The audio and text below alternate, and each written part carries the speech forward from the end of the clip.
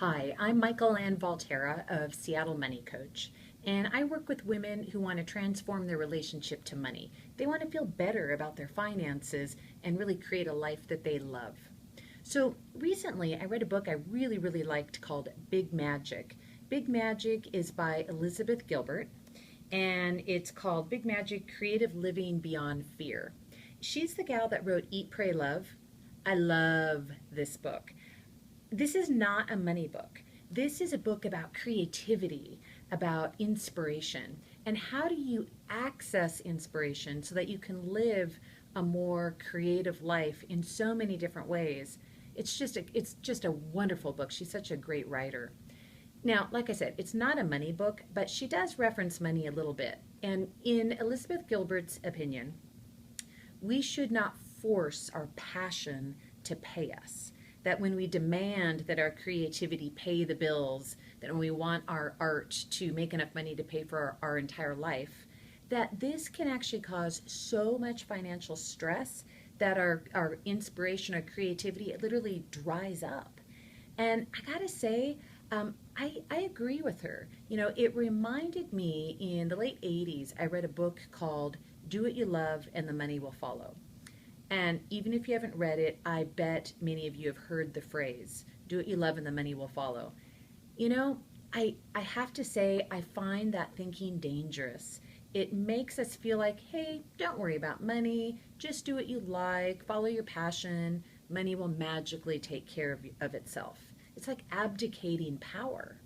It kind of got wrapped up in the follow your bliss, Joseph Campbell.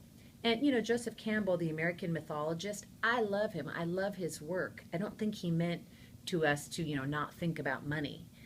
So here's what I want you to think about. I believe that if you actually get creative with your money, it will help you enter more and more into a creative life. I want you to think about how do you get clear, conscious, clean about your finances. You know, when we're clear about how much money we spend and how much money we need to earn, it helps us access possibilities that we may not have realized that we had. There's so many ways that we can step into living a more creative life. And if we actually think about money and get our arms around money and really have a clean, clear relationship with money, options open. So here's a couple of ideas. I had a client who wanted to write, and she actually decided to rent out her house and downsized and got an apartment. And she saved about probably over $1,000 a month. Didn't let her house go, it had renters in it. But with the expense reduction, she actually was able to go to 3/4 time at work, and she started her writing career with her extra time. I've got friends, a married couple, where they take turns supporting the house for a year at a time. One will work for a year while the other plays and does creative things and just so many amazing things. And then they trade off year by year. I had another client who asked for a pretty sizable raise, did some great negotiation and got it. I've actually seen this with many of my clients, but I'm thinking of one gal in particular.